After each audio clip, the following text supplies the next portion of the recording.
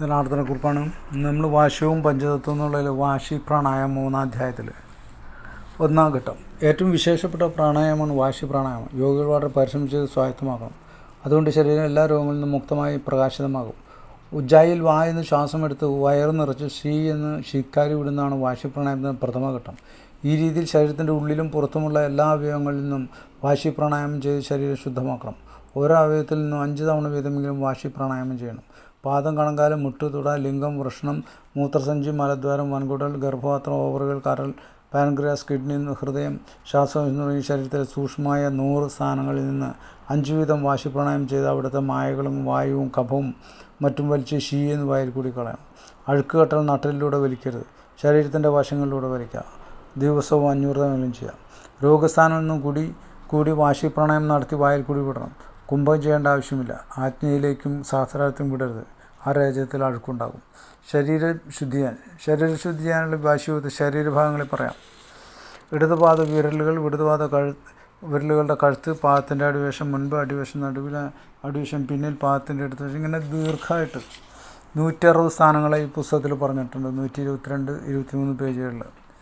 അത് അങ്ങനെ 158 ആജ്ഞാചക്രം, 150 നെറുകി ചുറ്റുമുള്ള തലച്ചോറ്, 160 നെറുക സഹസ്രം. സ്ത്രീകൾക്ക് 70 മുൻപ് അണ്ഡകോശം, ഇടത് വലത് അണ്ടനാടിയിൽ ഗർഭപാത്രം, അനുബന്ധ അവയവങ്ങൾ എന്നിവയിൽ കൂടിച്ച് വാശിഭം ചെയ്യണം. അങ്ങനെ 160 സ്ഥാനങ്ങളിൽ 5ലധികം തവണ വീതം ചെയ്യുമ്പോൾ 800 തവണയാവും വാശിഭോഗം. ആ ഒറ്റ ഇരിപ്പിന് 800 തവണ വാശിഭോഗം ചെയ്യും. ഈ വിധം 3 മാസം കൊണ്ട് തന്നെ ശരീരം ശുദ്ധമായി തരും. പല രോഗങ്ങളും മാറും. അത് പ്രത്യേകമായിട്ട് നോക്കേണ്ട. ആ സ്ഥലങ്ങളിൽ 160 സ്ഥാനങ്ങൾ നിങ്ങൾ വിശദമായി ശ്രദ്ധിച്ച് പഠിക്കണം. വാശി പ്രാണായാമം 2-ാം ഘട്ടം. ശരീരം ശുദ്ധി ചെയ്യുന്ന വാശി പ്രാണായാമമാണ് മുമ്പ് പറഞ്ഞു. ബന്ധങ്ങളും മുദ്രകളും പ്രാണായാമങ്ങളും പരിശീലിക്കാത്ത ഒരാൾക്കും ഈ ഘട്ടം വാശി പ്രാണായാമം പഠിപ്പിച്ചു കൊടുക്കാൻ പാടുള്ളതല്ല. സാധകന് തിരക്കുണ്ടാവും. എല്ലാവരും മിനിറ്റ് കൊണ്ട് പഠിച്ചു കൊള്ളാമെന്ന്. ഇവയെല്ലാം ശരിയായ അഭ്യാസങ്ങൾ, ശരിയായ യോഗാഭ്യാസം കൂടി വേണം.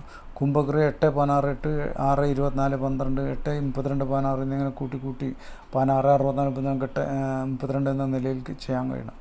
വാശി പ്രാണായാമം 3-ാം ഘട്ടം. പിന്നീട് വായു തുറന്ന മൂലാധാരത്തിൽ വാ എന്ന ഉജ്ജായി പ്രാണായാമ രീതിയിൽ സാവധാനം സൂക്ഷ്മതയിലൂടെ എടുത്ത് തലച്ചോറിനകത്ത് നിന്ന് നെറുകിൽ സഹസ്രാരഭാഗത്തേക്ക് എത്തിച്ച് കുറച്ചു നേരം പിടിച്ച് ഷീ എന്ന് ശീത്കാരി പ്രാണായാമത്തിൽ ശ്വാസം സാവധാനം വയറ്റിലുള്ള ശ്വാസം മുഴുവൻ പോകുന്നതുവരെ ഷീ എന്ന് ശബ്ദം ഉണ്ടാക്കി വിടണം. വീണ്ടും മൂലാധാരത്തിൽ തുടങ്ങണം.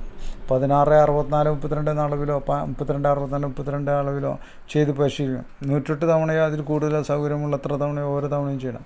അല്ലെങ്കിൽ 24, 28, 72, 96, 107 വീതം ചെയ്യണം. ഇങ്ങനെ 4 തവണ ഒരു ദിവസം തന്നെ ചെയ്ത് പരിശീലിക്കാം. മാസങ്ങളോളം പരിശീലിക്കാം. വാശി പ്രാണായാമം 4-ാം ഘട്ടം. വാശി പ്രാണായാമത്തിന് അടുത്തപടി ഇനി പറയാം. ഇഡ്യാനബന്ധം, ജാലന്തരബന്ധം, മൂലബന്ധം ഇവ ചേർന്ന മഹാബന്ധം, മഹാമുദ്ര, ഇവിടെ വേദങ്ങൾ ഇവ നന്നായി പരിശീലിക്കണം. നേരത്തെ പറഞ്ഞതാണ്. കുറേ നേരം ഈ ബന്ധങ്ങളിൽ ഇരിക്കാൻ കഴിയണം. പിന്നീട് ശക്തിചാലിനി മുദ്ര പരിശീലിക്കാം. ഷൺമുഖി മുദ്ര, നവമുഖി മുദ്ര എന്നിവ വളരെ ശ്രദ്ധയോടെ വളരെ കാലം പരിശീലിച്ചുകൊണ്ടേയിരിക്കണം. വാശിയുദ്ധത്തിൻ്റെ 2-ാം ഘട്ടം 3-ാം ഘട്ടം നന്നായി പരിശീലിക്കണം. അതിന് തുടർച്ചയായി വേണം അടുത്ത ഘട്ടം ചെയ്യാൻ. ഒന്ന്, മൂലാധാരത്തിൽ ചക്രവും അതിൽ താമരയും അവിടുത്തെ നട്ടുച്ചസുവിൻ്റെ പ്രകാശമുള്ള ശിവലിംഗത്തെയും 3.5 ചുറ്റിൽ കിടക്കുന്ന സ്വർണ്ണപ്രകാശത്തോടെ കുണ്ടലിനെയും ശ്രദ്ധിച്ച് ശ്വാസം മുഴുവനും വിട്ട് മൂലബന്ധം പലതവണ ചെയ്തുകൊണ്ടിരിക്കണം.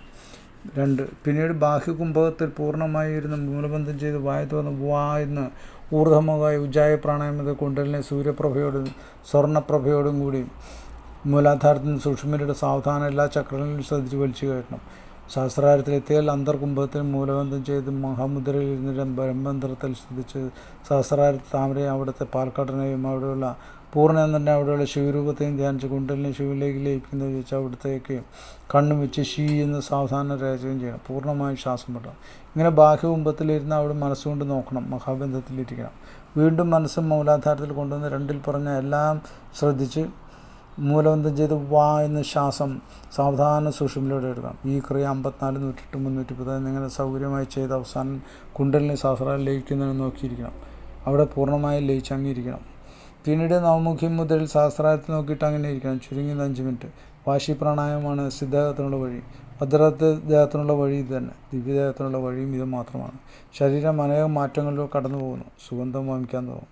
സ്വർണ്ണപ്രകാശത്തോടെ തിളങ്ങും. എല്ലാ രോഗവും മാറും. ദീർഘായുസ്സാകും. എല്ലാ പ്രാണായാമങ്ങളും വാശിയിൽ ചെയ്താൽ കൂടുതൽ സമയം കണ്ടെത്താനാകും. വാ എന്നിടത്ത് കുംഭകം ചെയ്ത് ഷീ എന്ന് വിടണം.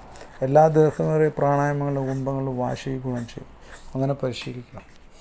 ഗുരുവിൻ്റെ അടുത്തു നിന്നായാൽ വളരെ കൃത്യമായി ചെയ്യാനാകും.